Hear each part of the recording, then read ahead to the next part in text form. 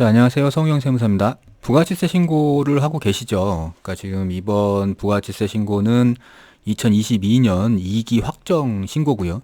그리고 이제 간이과세자 같은 경우에는 2022년 전체에 대한 확정 신고죠. 제가 이제 부가치세 신고에 대한 영상은 일단 일반적인 사업자가 부가치세 확정 신고를 하는 방법하고, 그 다음에 뭐 임대사업자, 그리고 이제 화물 운수업, 이렇게 해서는 일반 과세자들에 대한 부가치세 신고 방법 영상이 이제 있고요. 그 다음에 이제 간이과세자의 부가치세 신고 방법도 이제 최근에 영상을 올려뒀는데, 부가치세 신고 방법은 언제 하나 뭐 비슷해요. 방법 자체는.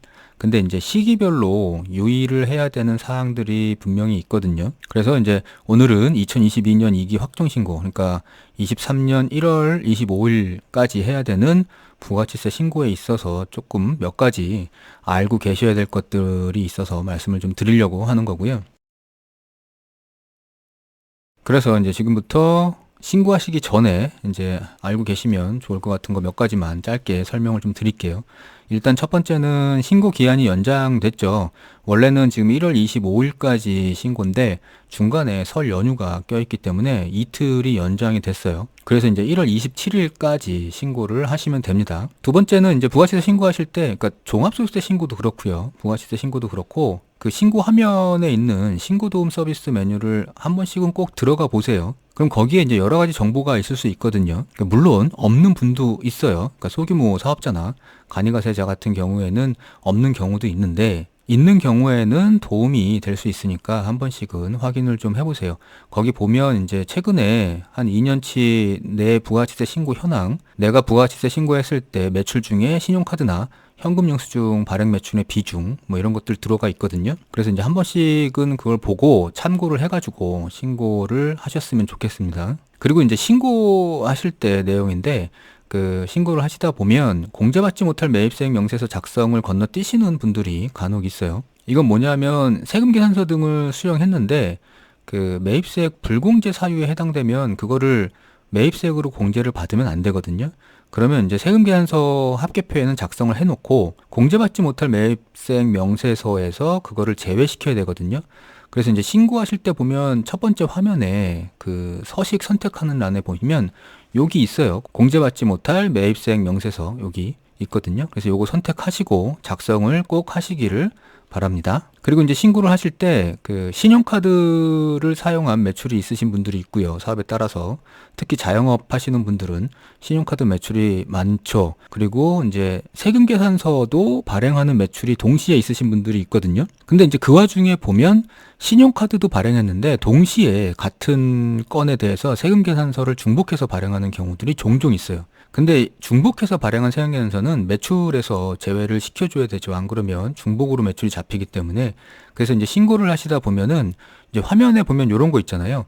신용카드 매출전표 등 발행 금액 중 세금계산서 발급 내역 해가지고 여기에 이제 기입을 해가지고 제외를 시키게 되어 있습니다.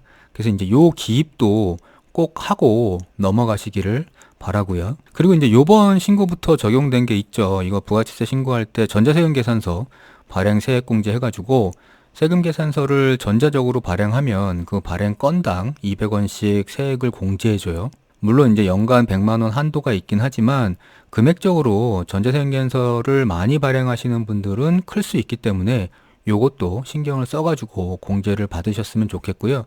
다만 이제 이거를 저 세액 공제 받을 수 있는 대상이 정해져 있어요. 그러니까 그 부분에 대해서는 제가 전에 영상 올린 게 있으니까 참고하시면 되고요. 그리고 이제 신용카드 매출이 있으신 분들은 이 신용카드 매출세액 공제도 꼭 받으시는 게 좋죠. 그러니까 소매점이나 아니면 이제 음식점, 그러니까 식당 같은 경우를 말씀드리는 거예요. 같은 경우에는 신용카드 매출이 꽤 많이 비중을 차지하고, 그리고 이제 최종 소비자를 대상으로 하는 업종이기 때문에 신용카드 매출 전표 혹은 여기에는 현금 영수증도 포함하고요.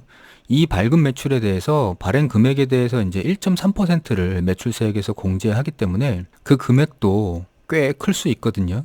그래서 이제 요것도 신경 써가지고 받으시면은 좋은데 이제 요런 거죠. 그 신용카드 매출전표 발행 세액공제 해가지고 매출 금액 여기에 대해서 이제 1.3%를 곱한 금액을 매출세액에서 공제를 해주죠. 그래서 요것도 잊지 마시고 적용을 하시면 좋겠습니다. 자, 이렇게 해가지고 부가치세 신고 전에 몇 가지 좀 알아두셔야 될 것들에 대해서 말씀을 드렸는데요. 부가치세 신고를 처음 하시거나 아니면 그렇게 익숙치 않으신 분들은 되게 헷갈리고 복잡하고 해요. 그러다 보니까 이제 중간중간 그 놓치고 지나가는 부분들도 있어요. 그래서 이제 신고는 급하게 하시지 말고 뭐 이틀이 됐던 3일이 됐던 조금 시간적 여유를 처음 하시는 분들은 좀 시간적 여유를 가지시고 하나하나 조금씩 챙겨가면서 확인하시고 그러면서 신고를 하시기를 바랍니다. 자, 오늘 시간 마치겠습니다. 감사합니다.